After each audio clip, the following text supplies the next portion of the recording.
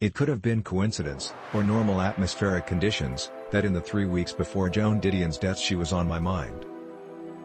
The blustering Santa Ana wind she imbued with dread had littered the streets of Riverside with fallen palm fronds like thousands of lion tails.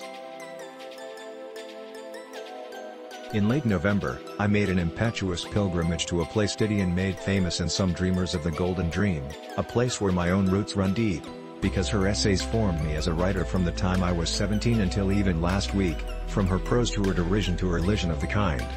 Even my ability to make a lyrical, rhythmic sentence comes from studying her essays and fiction for decades, as countless writers said last week.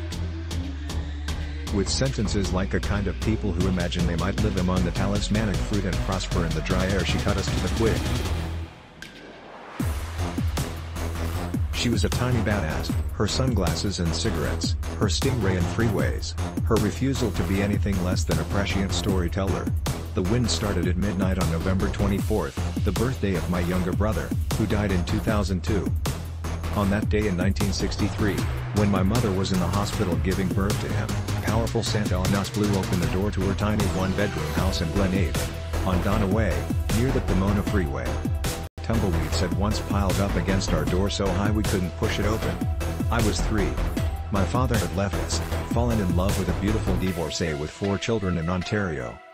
Both my mother and Didion were born in December 1934.